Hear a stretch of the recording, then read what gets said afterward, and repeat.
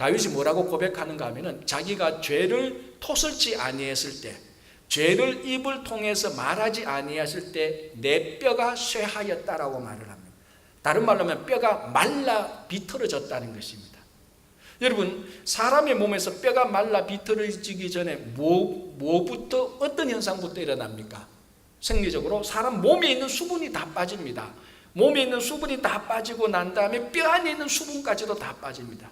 그러니까 이 비유적으로 사실은 뼈가 쇠하였다는 것은 자기 몸에 있는 수분, 생리적인 수분이 다 빠져서 죽게 되었다는 것하고 마찬가지입니다. 언제?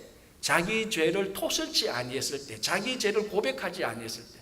이 똑같은 표현으로 다윗은 내 진액이 빠져 여름 가뭄에 마름같이 되었다. 그러니까 사람 몸에 수분이 싹 빠지고 죽은 것하고 마찬가지라는 것입니다. 어떨 때?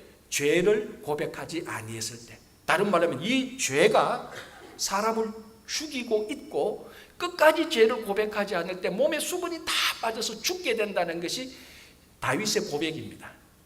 지금 유다와 그 형제들이 어느 단계까지 왔는가 하면 바로 이 단계까지 왔습니다. 요셉을 노예로 팔고 난 다음에 22년 동안 그 죄 때문에, 죄의식과 죄책감 때문에 계속해서 자기 삶의 진액이, 생명의 진액이 빠지고 수분이 빠집니다. 몸에 있는 이 살에 있는 수분이 빠지고 이제 뼈에 있는 수분까지 다 빠지게 되었다. 다윗의 표현대로 말하자면.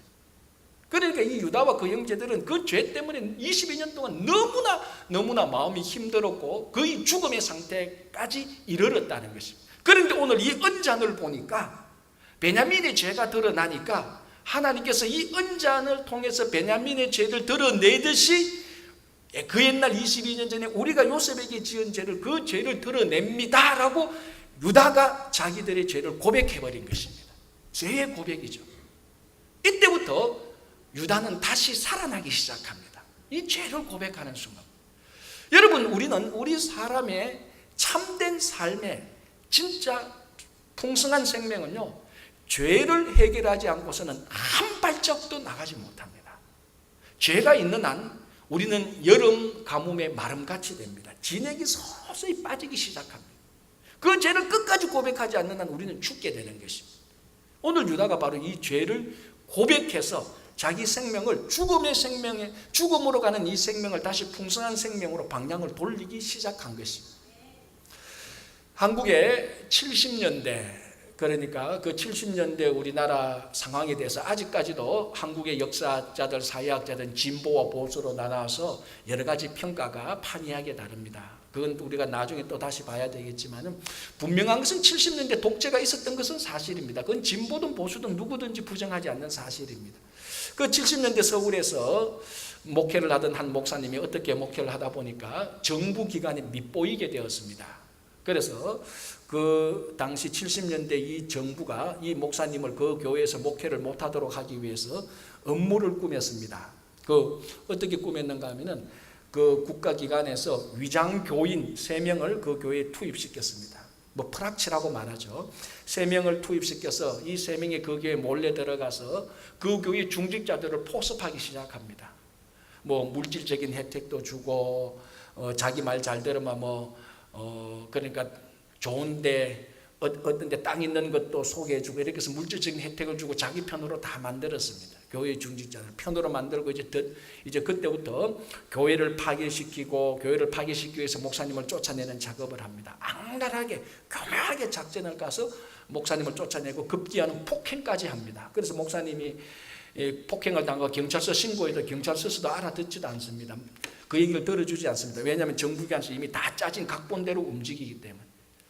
또 이 사람들이 그 교회에 포섭된 중직자들이 이 목사님에 대해서는 소문을 하도 나쁘게 내놔서 다른 교회 임지도 구하지도 못합니다. 그래서 그 교회에서 쫓겨나서 목회도 못하고 한 6년 정말 엄청난 어려움과 시련과 그 생각을 겪으면서 6년을 보냈는데 이 정권이 바뀌었습니다. 이제 민주화 바람이 불어서 정권이 바뀌면서 그 정권에서 이제 그 사법부 쪽에 자기가 아는 사람들이 있어서 이 목사님이 정권이 바뀌었으니까 교회를 다시 찾아야 되겠다. 다시 교회를 세워야 되겠다. 이렇게 해서 이 세우는 방법은 정식적으로 행정적인 절차를 밟아야 되니까 이 재판부에 제소를 했습니다. 그래서 그 사법부의 재판관들이 그 제소한 내용을 읽어보니까 이건 분명히 재판을 해야 되겠다 싶어서 재판을 열어줬습니다. 그래서 재판을 열리는 그날에 이 목사님이 그 재판장에 가고 목사님이 이제 그 교회를 파괴했던 주범 5명을 이제 그 고소한 거죠. 그 이제 5명이 그 재판장에 나왔었어야 되는 겁니다. 그런데 6년 뒤에 재판장에 이 목사님은 나왔는데 5명이 나와야 될 피고인이 1명도 안 나타나는 겁니다.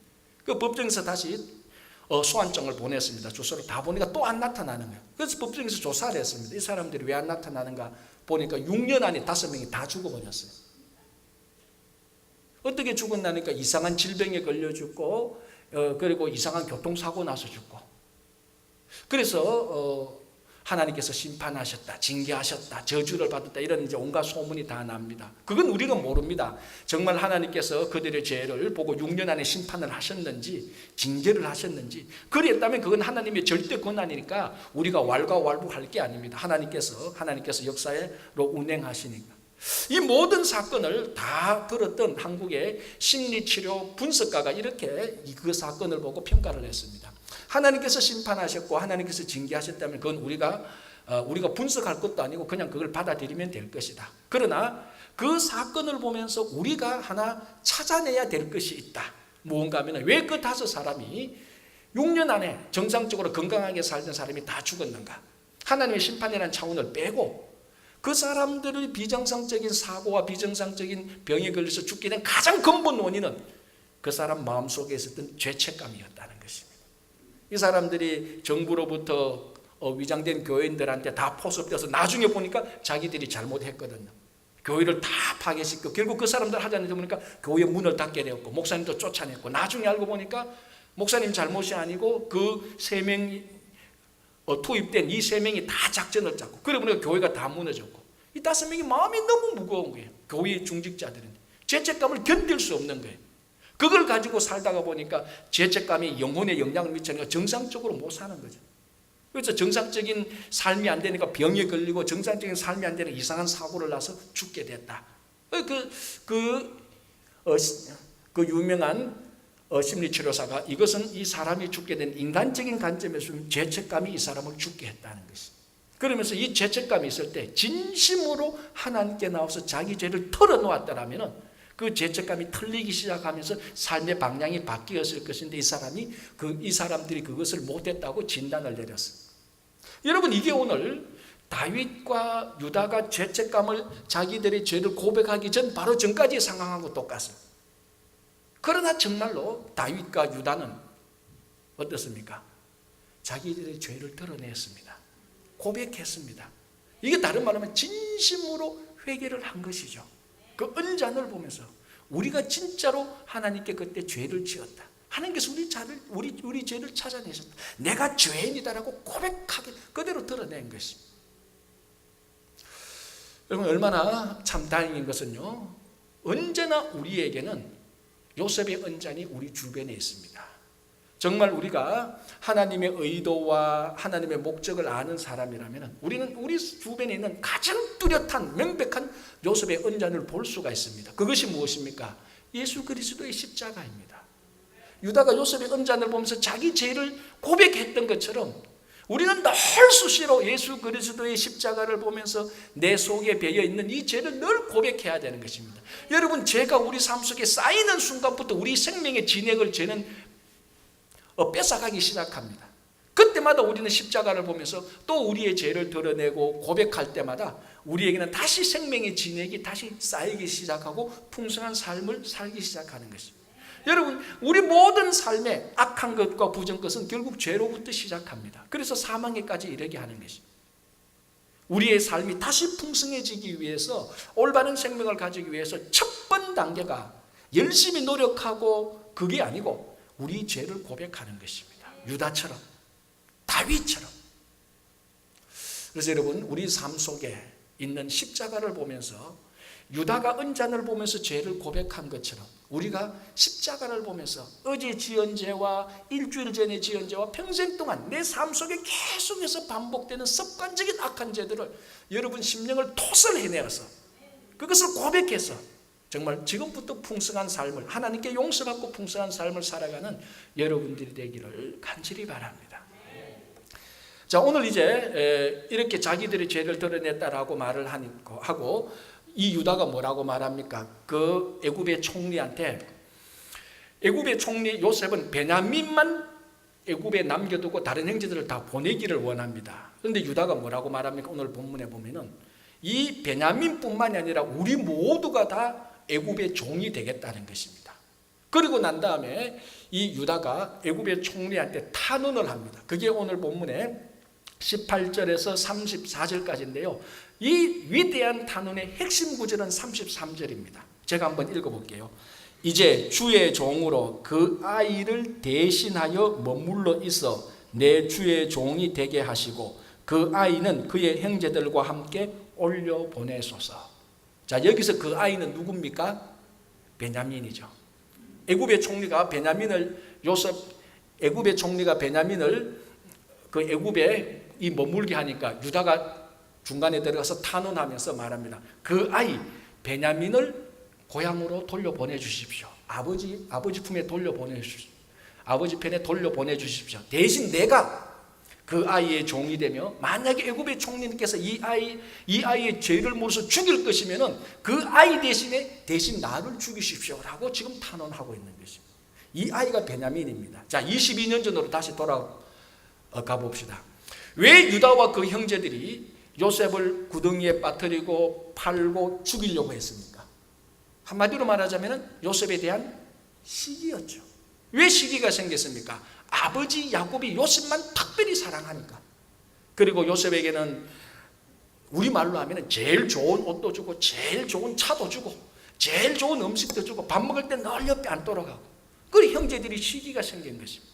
또 게다가 한 번은 어떻습니까? 요셉이 또 꿈을 꾸었는데 자기보다 이 요셉이 형들보다 심지어는 아버지 어머니보다 자기들이 요셉이 더 높은 삶이라고 말하니까 형들의 시기에 불을 지폈던 것입니다. 그래서 요셉은 아버지의 편에 특권을 받아서 형들의 시기를 받아서 애굽에 팔려졌습니다.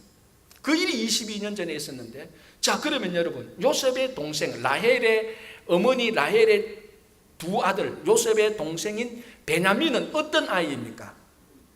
베냐민은 제2의 요셉입니다. 베냐민요, 요셉처럼 똑같이 아버지 야곱으로부터 특권을 받았습니다. 아니, 어쩌면 더 받았을 수도 있을 것입니다. 왜? 아버지 야곱이 요셉을 너무 사랑했는데 요셉이 사라졌으니까 그 요셉에 대한 보상 심리로 베냐민에게 더 좋은 것을 줬을 것입니다. 오늘 또 본문 보면은 유다가 탄원하는데 무슨 내용이 나오는가 하면요, 우리 아버지의 생명이 이 아이의 생명과 연결되어 있다라고 말을 합니다. 이게 무슨 말인가 하면 그 형들도 뭘 인정하는가 하면 이 베냐민 아이의 생명은 아버지 생명하고 같다. 우리 생명은 그렇지 않다는 겁니다. 아버지가 자기 생명처럼 이 베냐민을 사랑한다. 베냐민은 옛날 22년 전에 요셉처럼 똑같이 특권을 받고 똑같이 특혜를 누리던 아이입니다. 22년에 그 일 때문에 요셉을 팔아서 죽이려고 했는데 지금 똑같이 그 아이가 베냐민이 이제는 도둑으로 몰렸습니다. 아니, 도둑이었습니다. 자기들이 볼 때는. 어떻게 해야 됩니까? 22년 전대로 하자면은 이 도둑을 애굽의 총리의 뜻대로 하십시오. 그렇게 해야 되는 것입니다. 그런데 오늘 본문을 보면 그 요셉과 같은 베냐민을 위해서 대신해서 자기가 애굽의 종이 되겠다는 것입니다. 다른 말로 하면 이 베냐민 대신에 내가 남아서 죽겠다는 것입니다. 180도로 17년 전하고 바뀌었습니다. 특혜를 받은 요셉을 미워했던 유다와 그 형제들, 아니 유다가, 여러분 우리 그 앞에 보면은 요셉을 미디안 상인에게 팔자고 제안한 사람이 유다입니다. 바로 이 유다입니다. 그런데 이제는 유다가 요셉보다 더한 베냐민을 위하여서 자기 목숨을 내어놓겠다고 말합니다. 완전히 22년 동안에 변화됐습니다. 이 변화의 핵심 요소가 뭔가 하면 조금 전에 말했던 하나님 앞에서 온전한 죄의 고백입니다. 여러분, 분명히 우리가 아셔야 될 것이 있는데 이것입니다. 우리 성도가 완전한 진실한 죄의 고백이 앞서지 않는다면 완전한 변화는 절대로 없습니다. 우리가 죄를 고백하고 하나님 앞에서 완전히 회개하지 않는 한 우리는 변하지 않습니다. 겉모습만 변할 수밖에 없습니다. 제가 전번에도 한번 말씀드렸다시피 우리 중고등학교 때 배울 때 화학 시간에 물리 시간이었나요? 어쨌든 물리나 화학 시간에 변화가 두 가지 있다는 것을 배웠습니다. 첫 번째 변화는 물리적 변화, 두 번째 변화는 화학적 변화. 벌써부터 고개를 숙이시는 분이 있는데 1, 2분만 참으십시오. 제가 쉽게 설명할게요. 물리적 변화가 뭡니까? 글자 그대로 물리적 변화입니다. 물리, 형상, 겉모습. 이게 겉모습만 바뀌는 게 물리적 변화입니다. 가장 대표적으로 뭡니까? 물이, 액체인 물이 얼음으로 바뀌는 겁니다. 고체로 바뀌는 겁니다. 그리고 이 액체인 물이 수증기, 기체로 바뀌는 겁니다. 변화되는 거죠. 이 분명히 액체가 고체가 되고 액체가 기체가 되니까 물리, 형상이, 겉모습이 다 바뀝니다. 그러나 물이든 얼음이든 수증기든 다 물분자로 되어 있습니다. 그래서 물이든 얼음이든 수증기든 성질은 하나도 바뀌지 않습니다. 물이든 얼음이든 수증기든 그 성질은 똑같이 물과 같습니다. 왜? 물리적 변화니까. 이런 물리적 변화는 물이요 1000번 만번 얼음이 돼도 물 분자가 똑같기 때문에 물의 성질은 하나도 바뀌지 않습니다. 1000번 만번 바뀌어도. 우리 얼마나 많은 성도들이 이 물리적 변화를 하고 있으면서 진짜 자기가 변화되고 거듭났다고 생각하는지 모릅니다. 신앙생활 50년 60년 해도요 물리적 변화만 계속해서 반복하는 사람이 있어요. 물이 됐다가 얼음이 됐다가 수증기로 됐다가. 그러나 그 성질 하나도 안 바뀝니다. 좀 거칠게 말할까요? 더러운 성질 하나도 안 바뀝니다. 성질이 바뀌어야 화학적 변화가 되는 겁니다.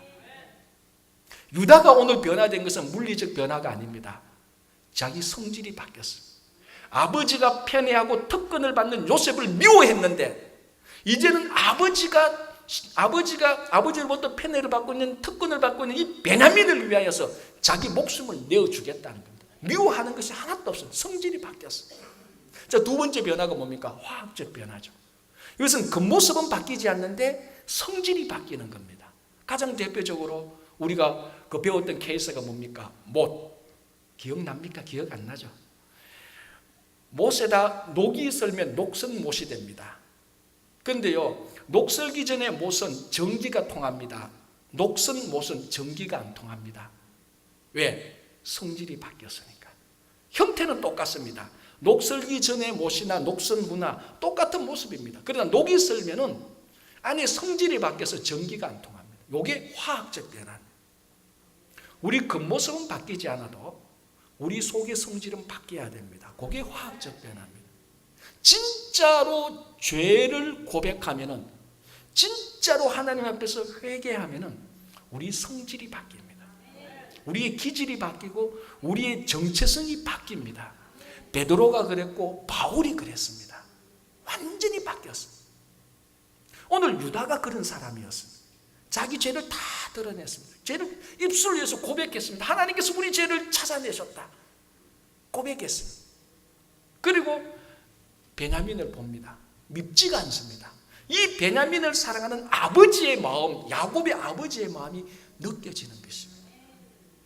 여러분 정말로 우리가 영혼을 가진 존재입니다. 영혼을 가진 존재는 죄를 회개하고 죄를 고백하고 회개할 때 진짜 변화가 일어나기 시작하는 것입니다. 물리적 변화가 아니고, 물리적 변화는 1000번 만번 바뀌어도 똑같습니다. 화학적 변화는 한 번만 딱 바뀌잖아요. 그 전 상태로 못 돌아갑니다. 이게 화학적 변화입니다. 이스라엘 백성들이 애굽 출애굽할 때 홍해를 건넌 것처럼 홍해를 건너고 난 뒤에 절대로 애굽으로 돌아가지 못하도록 갈라졌던 홍해가 딱 덮어져 버렸어요. 애굽으로 못 돌아갑니다. 화학적 변화를 일으킨 사람은 이전 상태로 못 돌아갑니다. 예수의 사람이 될 수밖에 없어요. 정말 우리가 죄를 고백해서 온전히 예수의 사람이 되기를 간절히 바랍니다. 자, 이제 변화된 유다가 애굽 총리한테 탄원을 합니다. 그게 오늘 본문 18절에서 34절인데 이 유다의 탄원은 구약 성경에서도 가장 아름다운 위대한 작품 내용으로 등장합니다. 이 유다가 애굽 총리 앞에, 감히 애굽의 총리 앞에 유다가 탄원하는데 그 내용 크게 보면 두 가지입니다. 첫 번째는 아버지 야곱을 위한 탄원입니다. 내용이 이겁니다. 우리가 읽어봐서 알겠지만 간단하게 말하자면 우리 고향에 아버지가 있습니다. 이 아버지한테 진짜 사랑하는 아들이 둘이 있었는데 한 아들은 오래전에 죽었습니다. 그 죽은 아들 때문에, 이 죽은 아들이 누굽니까? 지금 그 얘기를 듣고 있는 요셉이죠. 이게 지금 통해야 설교가 통하는 겁니다. 아시죠? 다 멀뚱멀뚱하면 안 됩니다. 이 유다가 말하죠. 그 아버지가 진짜 사랑한 아들이 오래전에 죽었습니다. 그래서 아버지가 너무 상심이 컸습니다. 그런데 아버지가 또 사랑하는 아들이 하나 있는데 이 베냐민입니다. 우리가 데리고 올 때도 겨우 아버지를 설득해서 데리고 왔고 약속을 했습니다. 이 베냐민을 다시 데리고 가기로. 만약에 우리가 이 베냐민을 다시 데리고 가지 않으면 아버지의 생명과 이 아이의 생명이 연결되어 있기 때문에 우리 아버지는 상심해서 죽습니다. 우리 아버지 좀 살려주세요, 이 말입니다. 그래서 우리 아버지가 살기 위해서는 이 베냐민을 데리고 가야 됩니다. 위대한 이 아버지가 누굽니까? 옛날에 요셉에게 특권을 줘서 아들조차도 아버지하고 갈등이 있었던 사람. 그런데 이제 유다가 그 아버지의 마음을 헤아려 가지고 아버지를 위하여서 탄원을 합니다. 두 번째 탄원은 뭡니까? 베냐민을 위한 탄원이죠. 이 아들은 우리 아버지가 너무 사랑하는 아들입니다. 이 아들을 살려주십시오. 그래서 이 아들을 만약에 당신의 종으로 삼고자 한다면 이 아들 대신에 나를 종으로 삼아주십시오. 이 아들을 죽이려고 한다면 대신 나를 죽여주십시오. 위대한 탄원입니다. 아마 눈치챘을 것입니다. 아마 이 탄원이 누구의 탄원하고 마찬가지인지. 예수 그리스도께서 우리를 위해서 하나님께 탄원하는 내용하고 똑같습니다. 자, 여러분 이 포메이션을 한번 보십시오. 포메이션은 축구할 때만 포메이션이 나오는 게 아닙니다. 이 포메이션을 한번 보십시오. 유다가 베냐민을 위하여서, 베냐민의 탄원을 위하여서 애굽의 총리에게 탄원을 합니다. 애굽의 총리가 어떤 사람입니까? 다스리는 자, 심판자입니다. 지금 베냐민은 어떤 사람입니까? 애굽의 총리의 은잔을 훔친 죄인입니다. 이 죄인을 위하여서 유다가 중간에 서서 심판자에게 탄원을 합니다. 이 죄인을 살려주십시오. 이 죄인이 살아야 됩니다라고 탄원합니다. 이 포메이션은 예수님께서 죄인된 우리를 심판자 되시는 하나님께 중재하는, 탄원하는 포메이션하고 똑같습니다. 지금 이 유다가 탄원하는 것이 예수 그리스도께서 죄인된 우리를 하나님께 탄원하고 하는 것하고 똑같습니다. 여러분 이 유다가 이 탄원을 하는데 목숨 걸고 탄원합니다. 애굽의 총리에게. 여기서 탄원 잘못하면 이 유다는 죽을 수밖에 없습니다. 그런데도 목숨을 걸고 애굽의 총리 심판자에게 탄원할 수 있었던 이 용기와 담대함이 어디서 나왔느냐? 유다의 긍휼함입니다. 아버지와 베냐민에 대한 긍휼함입니다. 그 마음을 볼 때 자기 아버지 야곱의 상심함에, 아버지 상심함에 대한 긍휼함이 생기는 것입니다. 베냐민을 보니까 공감이 생기는 것입니다. 같은 의미죠. 공감이나 긍휼. 이 긍휼함 때문에 용기와 담대함이 생겨서 중재하는 것입니다. 탄원하는 것입니다. 자기가 죽어도 좋다는 것입니다. 이 죽어도 좋다는 마음이 긍휼함에서 생기는 것입니다. 하나님께서 우리를 위하여서 하나밖에 없는 독생자 예수 그리스도를 보낸 근본적인 동기가 뭡니까? 죄인된 우리에 대한 긍휼함입니다. 그걸 우리는 다르게 사랑이라도 표현할 수 있고 여러 가지로 표현할 수 있지만 오늘 이 유다와 함께 유다가 가지고 있는 그 마음의 상태를 볼 수 있는 바로 긍휼함입니다. 이 유다가 아버지에 대한 그 동생 베냐민에 대한 긍휼함에서 목숨을 걸고 중재하는 것입니다. 성도와 교회의 마음에 긍휼함이 있어야 되는 것입니다. 우리는 이 세상을 정오하고 저주하고 미워하는 것이 아니고 이 세상이 마지막 종말이 파괴되니까 우리는 기쁘다 그게 아니고 이 세상에 대한 안타까움과 긍휼함을 가져야 되는 것입니다. 내 사랑하는 형제들이 예수를 믿지 않고 지옥에 가는 데 대한 긍휼함이 있어야 됩니다. 그 긍휼함이 있었기 때문에 모세도 자기 목숨을 걸고 하나님한테 탄원했고 바울도 자기 동족을 위해서 목숨을 걸고 하나님께 탄원을 한 것입니다. 이 긍휼함이 없이는 성도와 교제는 주님 하나님 앞에 탄원하고 중재하지 못하는 것입니다. 5살짜리 이 딸아이가 오후 한 5시 됐는데 옆집에 자꾸 놀러를 가려고 해요. 이 아버지가 안 된다고 말합니다. 얘야 이제 6시 되면 우리 저녁 시간이고 저녁 먹어야 되는데 하니 이 5살 딸아이가 약속합니다. 아빠 내 6시 되면 꼭 돌아올 테니까 보내줘. 아빠가 철저히 약속합니다. 6시에 꼭 돌아와야 돼 하고 딸아이를 보내줍니다. 딸아이가 옆집에 가서 놉니다. 6시가 됐는데 약속을 했던 딸아이가 안 나타납니다. 5분 10분 기다려도 안 나타나는데 6시 25분이 되니까 딸아이가 나타납니다. 자, 아버지가 어떻게 해야 됩니까? 따져 물어야죠. 너 6시에 약속했는데 왜 이렇게 25분이나 늦었어? 라고 말하니까 그 딸아이가 말합니다. 6시에 맞춰서 나오려고 하는데 친구 인형이 부서졌어. 아버지가 그랬어, 그 인형 고쳐주느라고 늦었구나, 잘했어 라고 말하니까 딸아이가 뭐라고 말했는 줄 압니까? 아니, 그 부서진 인형과 함께 우느라고 늦었어 라고 말을 했답니다. 딸이 아버지를 이긴 거죠. 딸아이의 마음에는 부서진 인형을 보고 긍휼함이 생긴 겁니다. 이 부서진 인형을 보고 그 아이와 인형의 주인인 자기 친구와 함께 울었다는 겁니다. 이게 긍휼함이라는 겁니다. 아버지 마음에는 그 부서진 인형 보고 긍휼함이 안 생긴다, 고치면 되지라고 말하지만 이 딸아이는 그 인형 속에서, 그리고 인형의 주인인 자기 친구에서 보면 마음이, 안타까운 마음이 생겨요. 긍휼한 마음이 생겨요. 그래서 아버지와의 약속도 어기고 25분간 더 울다가 늦게 오는 겁니다. 이게 오늘 유다가 가진 긍휼함이고 예수 그리스도가 우리에게 대한 긍휼함입니다. 이 긍휼함이 없었다면 우리는 구원받지 못했습니다. 유다가 긍휼함이 없었다면 자기 목숨을 걸고 베냐민을 위해서 중재하지 않습니다. 예수 그리스도께서 우리같이 형편없는 사람에 대한 긍휼함을 가졌기 때문에 하나님 심판자와 우리 사이의 중간에 서서 중재자가 되셔서 십자가에 달려 돌아가셨습니다. 그래서 우리가 구원을 얻은 것입니다. 우리가 예수를 믿게 되면 세상을 바라보는 관점이 바뀝니다. 인생을 바라보는 관점이 바뀝니다. 이 세상은 우리 삶 속에 어떤 상처와 아픔이 있다 할지라도 이 세상은 정오하고 저주할 대상이 아니고 예수 그리스도의 사랑으로 품어야 될 대상입니다. 따뜻하게 돌봐야 될 대상입니다. 그게 중재자의 마음이요, 그런 중재자가 되는 교회와 성도가 되어야 되는 것입니다. 여러분, 우리에게는 요셉의 은잔이 있습니다. 십자가가 있습니다. 늘 십자가를 볼 때마다 우리가 하나님께 우리 죄를 토설하시기 바랍니다. 그때부터 생명의 진액이 우리에게 생겨나기 시작합니다. 진짜 죄를 고백할 때 우리 속에 온전한 변화가 됩니다. 이 변화는 예수 그리스도의 삶을 담게 되고 세상에 대한 긍휼함을 가지게 되고 세상을 중재해서 하나님께 탄원해서 많은 사람을 살리는 교회와 성도가 되기를 간절히 바랍니다. 기도하겠습니다.